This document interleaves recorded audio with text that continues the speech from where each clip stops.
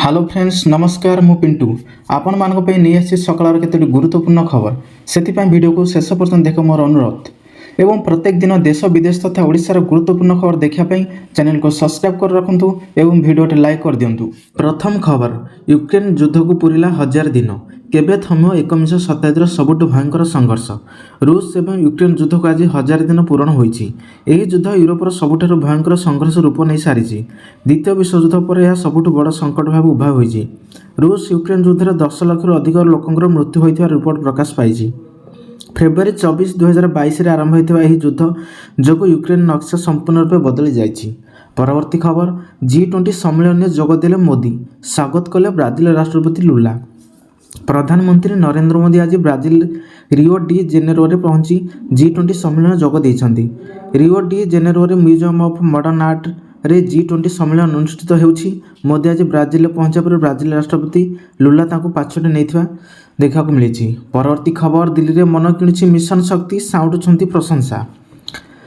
नुआ दिल्ली रे चमकुछि मिशन शक्ति प्रगति मैदान चली 43तम भारत अंतर्जातीय वाणिज्य मेला आरंभ ही मिशन शक्ति ब्रांड लोक आकर्षित करुछि। मिशन शक्ति स्टल आगे जमुछि भिड़।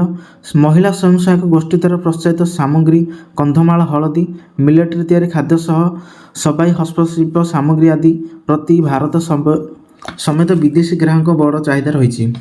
परवर्ती खबर श्रीमंदिर भिड़ नियंत्रण योजना 3 द्वार और कीर्तन चकड़े लगे LED डिस्प्ले। श्रीमंदिर 3 द्वारा आग और कीर्तन चकड़े श्रद्धा को मिल बड़ देवल भितर चलित महाप्रभुंर नीतिकांतिर तत्काल सूचना। श्रीमंदिर पश्चिम और उत्तर और दक्षिण द्वार आगे LED डिस्प्ले लगे महाप्रभु नीतिर सूचना दिज्व। LED डिस्प्ले लगे श्रीमंदिर प्रशासन प्राय 50 लाख 59,000 टंका व्यय अटकल कर पदक्षेप आरंभ करिछि। परवर्ती खबर सोशल मीडिया कंपनी मेटा को बाजिला CCA छाट। सोशल मीडिया कंपनी मेटा को बाजिला CCA छाट भारत लगाइला मोटा अंकर फाइन फल विश्वर टॉप 10 बिलियन मध्य रूपे फेसबुक फरेंट कंपनी मेटार CEO मार्क जुकरबर्ग भारत एक बड़ झटका लगी। 2021 ह्वाट्सएप गोपनीयता अध्ययनता सहित अन्य व्यवसाय अभ्यास ग्रहण करने जरिमाना लागू करा जायछि। परवर्ती खबर भुवनेश्वर उपकंठे निर्माण हो नुआ सिटी प्रथम थर पर बीडीए प्लान्ड सिटी प्रस्तुत करिछि। यार प्रथम पर्याय काम आरंभ होइछि। मलीपड़ा गोठपाटଣା और दासपुर राजस्व ग्राम में चिन्हट होइतिबा 836 एकर जगह काम आरंभ कराଯାଇଛି। भुवनेश्वर उपकंठे नुआ सिटी निर्माण हेबो। गोठपाटଣା दासपुर और मलीपड़ा मौजार नुआ सिटी करियाको बीडीए प्रस्ताव देछि। परवर्ती खबर आसंता 26 रु विधानसभा शीतकालीन अधिवेशन बाचस्पति सोराम पाढ़ी अध्यक्षतार हेबो बैठक। आसंता नवेम्बर 26 तारिख ठारू विधानसभा शीतकालीन अधिवेशन आरंभ होगा जाउछि। एथिमे आसंता 25 तारिख में बाचस्पति सोराम पाढ़ी अध्यक्षतार सर्वदलीय बैठक अनुष्ठित होगा सहित संसदीय व्यापार मंत्री मुकेश महाल प्रकाश करिसंती। परवर्ती खबर दिन बढ़ी पारे बालीजात्रा जमुछि कटक बालीजात्रा देखा लोकंर नाही नथिबा भिड़। बहु दूर दूरांतर लोक कटक महानदी पठारे एकाठी होउछंती आ बालीजात्रा मजा मध्य नेउछंती। तेबे एहारी भितर बालीजात्रा को ने एक बड़ खबर आसी पहुंची। 15 तारिख आरंभ होता है बालीजात्रा आ गोटे दिन बढ़ी। परवर्ती खबर समग्र विश्व में इंस्टाग्राम है डाउनलोड लॉगिन करि पारनांती यूजर्स। सोशल मीडिया रे पॉपुलर प्लेटफॉर्म इंस्टाग्राम आज डाउन होइछि। भारत समेत समग्र विश्व में उपभोक्ता को आज बड़ असुविधार सामना करिया पड़िछि। परवर्ती खबर ट्रम्प को विजय भारतीय अर्थनीति को करियो सुदृढ़। भारत 140 कोटी जनता खाद्य मूल्यस्फीति एवं मुद्रास्फीतिर विषबल भितर रहिछन्ति। याकु रोकिया पई बैठक में बसिथिबा ताहार एक सफल रूपायन हो पार नाही। केतक आवश्यक सामग्री मूल्य भी चर्चार रही। पियाजर मूल्य अस्वाभाविक वृद्धि पाई। आरबीआई पक्षर कहुए खाद्य मूल्यस्फीति और मुद्रास्फीति वृद्धि अर्थनैतिक प्रगति में बाधक साजिब। परवर्ती खबर पाकिस्तान और आफगानिस्तान जो बढ़ुची दिल्लीर प्रदूषण। देशर राजधानी दिल्लीर अवस्था अत्यंत गंभीर हो पड़ी। दिल्ली और यार आखपाख अंचल वायु प्रदूषण अत्यंत विपज्जनक स्तर में पहुंची।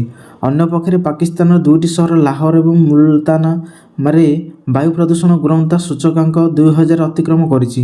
याकु दृष्टि रखी पाकिस्तान सरकार यह 2 सहर संपूर्ण लॉकडाउन कर दैछन्ति। परवर्ती खबर अर्थनीति ठारू प्रतिरक्षा 10टी क्षेत्र में मिसी काम करियो भारत और इटाली। 5 वर्ष पई हैला चुक्ति स्वाक्षर। विभिन्न क्षेत्र में परस्पर को सहयोग करने काम करेंगे बोली भारत इटाली हाथ बढ़ाई। एने 2 देश मध्य एक 5 वर्षीय चुक्ति होइछि। ଅର୍ଥନୀତି ଠାରୁ ପ୍ରତିରକ୍ଷା ପର୍ଯ୍ୟନ୍ତ 10ଟି ଦିଗର ଦୁଇ ଦେଶ ମିଳିମିଶି କାମ କରିବେ ବୋଲି ବୈଦେଶିକ ବ୍ୟାପାର ମନ୍ତ୍ରଣାଳୟ ପକ୍ଷରୁ ସୂଚନା ଦିଆଯାଇଛି। ପରବର୍ତ୍ତୀ ଖବର, ବୁଥ୍ ମୁହାଁ ପୋଲିଂ ପାର୍ଟି ଆଜି ହେଉଛି ମହାରାଷ୍ଟ୍ର ବିଧାନସଭା ଭୋଟ୍। ଆଜି ହେଉଛି ମହାରାଷ୍ଟ୍ର ଏବଂ ଝାଡ଼ଖଣ୍ଡ ବିଧାନସଭା ପାଇଁ ପଡ଼ିବ ଭୋଟ୍। ଏଥିପାଇଁ ପ୍ରସ୍ତୁତି ଶେଷ ପର୍ଯ୍ୟାୟରେ ପହଞ୍ଚିଛି। ବୁଥ୍ ମୁହାଁ ହେଲେଣି ପୋଲିଂ ପାର୍ଟି। ଆଜି ମହାରାଷ୍ଟ୍ର ବିଧାନସଭାରେ ସମସ୍ତ 288 ଆସନ ପାଇଁ ଗୋଟିଏ ପର୍ଯ୍ୟାୟରେ ଭୋଟ୍ ଗ୍ରହଣ ହେବ। ସେହିପରି ଝାଡ଼ଖଣ୍ଡରେ ଗତ 13ରେ ପ୍ରଥମ ପର୍ଯ୍ୟାୟ 43 ଆସନ ପାଇଁ ଭୋଟ୍ ଗ୍ରହଣ ହୋଇଥିବା ବେଳେ ଆଜି ବାକି 38 ଆସନ ପାଇଁ ଭୋଟ୍ ଗ୍ରହଣ ହେବ।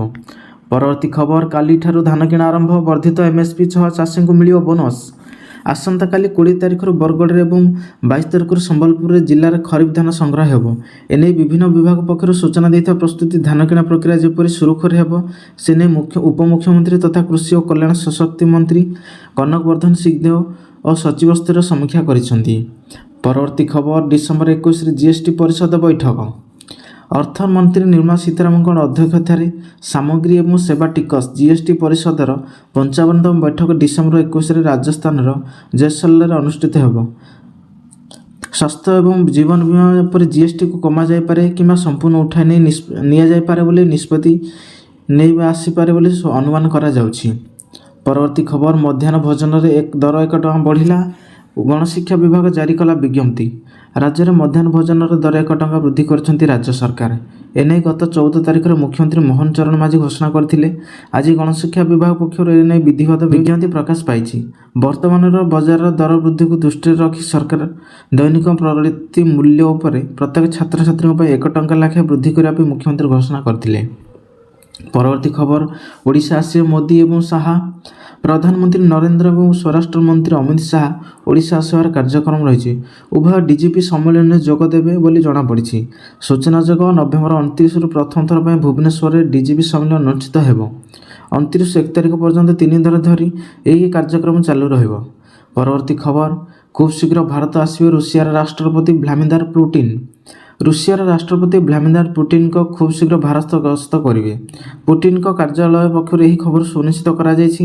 ଏହି ଗସ୍ତ ପାଇଁ ଖୁବ୍ ଶୀଘ୍ର ନିର୍ଦ୍ଦିଷ୍ଟ ତାରିଖ ପ୍ରକାଶ କରାଯିବ ବୋଲି କ୍ରେମଲିନ୍ ମୁଖପାତ୍ର ଡମିଟ୍ରି ପେସ୍କୋଭ୍ କହିଛନ୍ତି।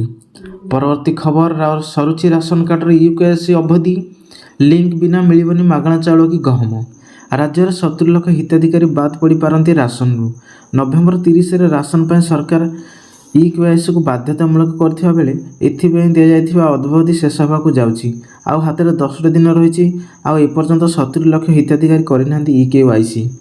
ପରବର୍ତ୍ତୀ ଖବର, ଡିସେମ୍ବର 19ରେ ବିଧାନସଭା ଘେରିବେ ଅଙ୍ଗନବାଡ଼ି କର୍ମୀ।